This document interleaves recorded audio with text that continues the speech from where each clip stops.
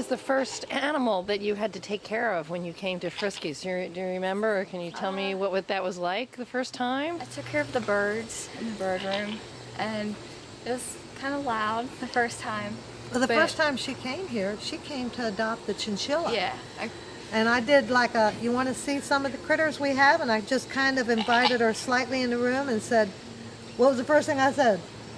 Remember? About the 2-foot rule, and then stay away from the cages. And you showed me. Why is the 2-foot rule? Because like the monkeys, they can grab you, so you don't want to you want to get pulled in from them. But what's most important, I mean, even with a bird, is the respect. Yeah, you want to give them their space because they are in a sanctuary, and you don't want to stress them out. But she adopted a chinchilla, and we said, you have to do this, you have to do that.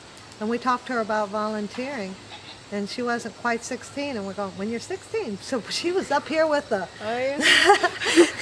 the application. She was ready to, and we threw her in the mix, and she really did good. Right when I turned 16, I came here. Then I started with the birds, and then they got used to me, so now they're not as loud, and it was really great. Well, that's you have to go through adjustments as well as they go through adjustments. And a baby squirrel laying on the ground is bad. You want to pick it up. If you don't have rubber gloves or anything like that, those grocery store bags that don't hold your loaf of bread very well, put that over your hands. Or Ziploc bags. Everybody has Ziploc bags. Put them over your hand. Put that up. Put it in an enclosure. Already have the shoebox with the torn up paper towel. So when you pick it up, you're holding it as little as possible. As nice as you are, you're still an alien, you know. And then call us and say, I found this, I'm bringing it in. And if they're doing something wrong, we'll call them quickly back and say, it's okay, you want to leave it in that box underneath the tree and see if the mother will come get it. But, you know, if it's a baby, it's pretty obvious when they're a baby. And if they're laying there and they're crying, you know, then yes. Cats and dogs find a nest of squeaky toys in the backyard that you didn't pre-approve or buy for them. And then, yes, you want to bring those in, you know, if they're in harm's way, you know, and we get a lot of bunnies in that way. Birds that have fallen from the nest, if you got a baby bird on the ground that doesn't have feathers on it, and when you're going to pick it up, it's not going a few feet forward and a couple inches off of the ground. It's not a fledgling. It needs to be cared for. Bring that in. Hold it as little as possible. Like I said, put Ziploc bags over your hands. Put it in a box. Bring it on in. A lot of times people will say, well, I was going to put it back up in the nest.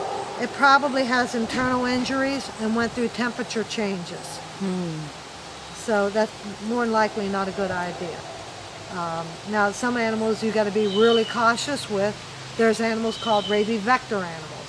Raccoons, skunks, foxes, and bats. They're not afraid of anything. So you don't want to pick those up. And you know, they can carry rabies because they're not afraid of anything.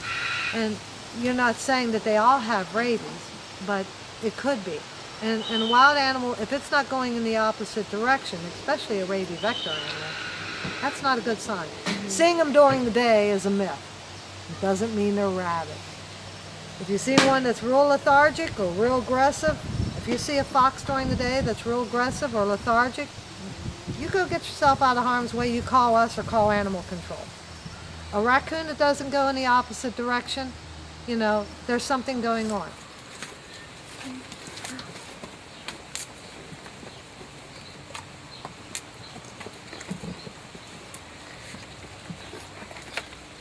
Now these guys are fed twice a day, so it's not like they are starved. Well, they are actually going to a sanctuary property in Harford County Tuesday morning, so we're letting them eat a little bit more than they normally would eat. And as long as they continue to go in the opposite direction, which is what you want them to do, they might come a little closer to me because they know that I'm the food, but if a stranger comes in, they go towards the opposite direction. That's what you want. Like when we have anybody strange that goes in with the deer, they go running and kicking. This has actually got duck and sweet potato in it. Now, I'm not sure they'll find any sweet potatoes out there in the wild.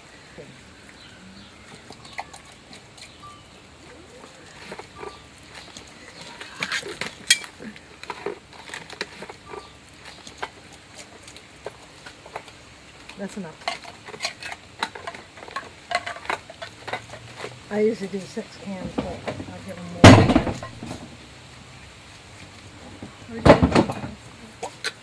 You can sit it on that blue table.